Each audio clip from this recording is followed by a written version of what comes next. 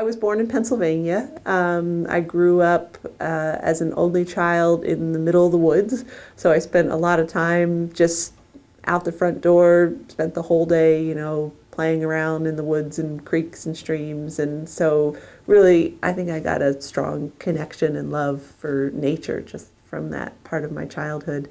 In school, I was pretty good at math and science, and as I got further along, in high school, I started to consider, well, what do I want to do? And really got concerned about environmental issues. And growing up in Pennsylvania, I remember in high school, my homeroom teacher was a science teacher, and in the morning, if it was raining, he would go out and take samples of the rain, and then we would test the pH. And the pH of the rain was usually equal to or more acidic than vinegar. And it's really had an effect on me, and it really made me think about all the environmental problems that we were facing. And so I started searching for, okay, well, for my interests and my abilities, what kind of field could I latch onto? And I really had no idea. So I spent a year in a very unique program at a very tiny school in Vermont that focused on environmental studies. And in the course of that year, we had guest speakers come in, and they would talk about specific topic areas. And one of the speakers came in and talked about energy issues. And Vermont has a lot of nuclear energy.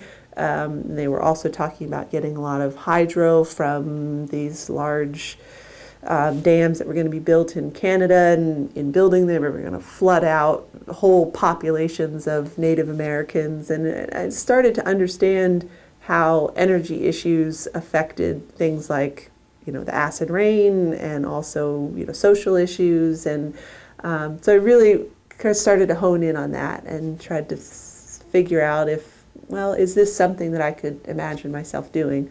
And so I did a couple of research projects about renewable energy, and and realizing that math and science were strong points of mine, I decided that I wanted to become an engineer and really work on energy issues.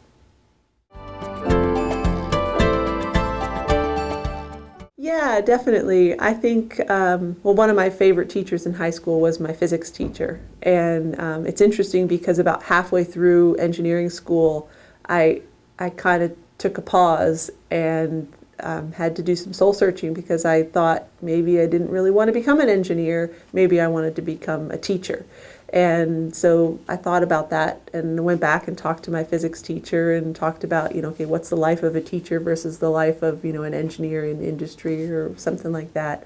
But it's still something that I think, maybe at some point in the future, if I want to do something different and feel like I can take the experience that I've gotten working with, all these energy issues in engineering and more directly pass that on to the future generations, still might end up doing some teaching at some point in the future. Well, I absolutely love horses. I always have. And so this has been one of those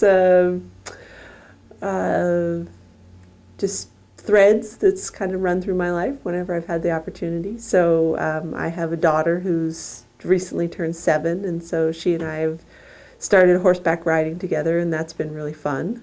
I also just really like to get out in the woods as much as I can. So just hiking, getting out to the Oregon coast, which is amazing, incredible. For me, having grown up on the East Coast, there's so little of the coast left that's wild there. And so to live here in Oregon now, I feel it's a real blessing to be able to go out to the coast and just walk along the beach. And it helps me put things in perspective.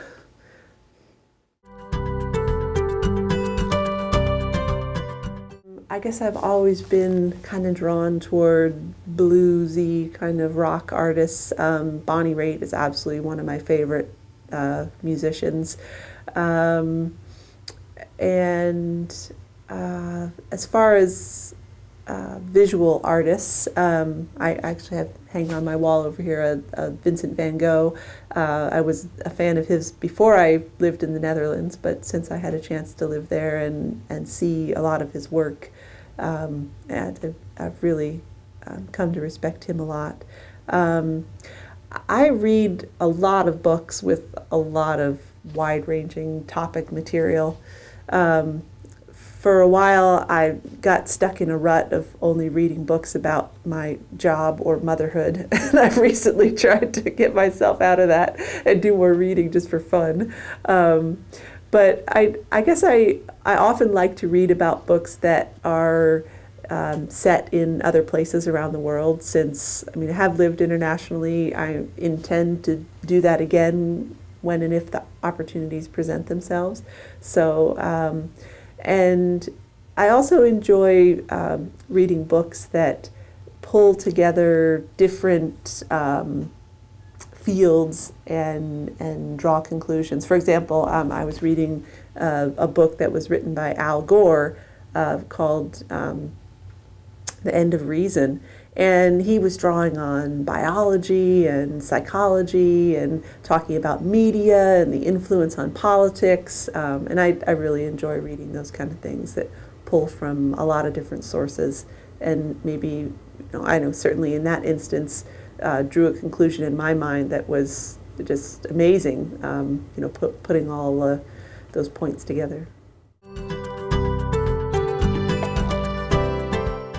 Well, if you're a woman who's an electrical engineer, hi, because there aren't very many of us. I would say don't be afraid of being yourself in the workplace. I think that women bring our own qualities, our own strengths into what is a male-dominated field. And I know for me, I've struggled with that at times. Do I want to do my work and go about approaching projects or engineering problems in the same way as my male colleagues, even when sometimes that didn't feel like the most comfortable way for me, or did I really want to listen to my inner voice? And I would say listen to your inner voice.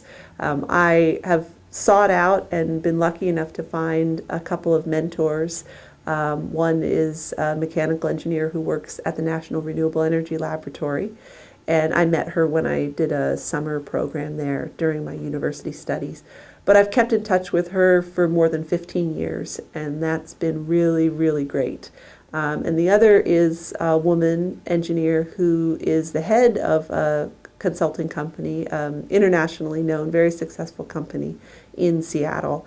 And she's also been really wonderful. So that would be another piece of advice that I would give to women in the field is, to seek out others, and especially if you see someone that you admire, don't be afraid to strike up a conversation, ask them for advice from time to time. Most people are more than happy to do that, and it's really helpful. Advice to women in general.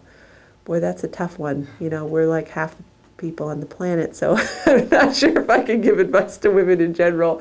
I guess I'll just say one of the things that has been important to me over the last 7 or 8 years as I've become a mother is finding the balance that I need between having a career that's fulfilling, and I worked really hard to get through university and get this engineering degree, but I also have a wonderful, beautiful daughter, and I don't want to miss a lot of those precious moments as she's growing up. So I would say really look for whatever balance you think is right, even if you don't think that it's possible, and then just go for it. For example, I've managed to work a 32-hour work week ever since my daughter was born.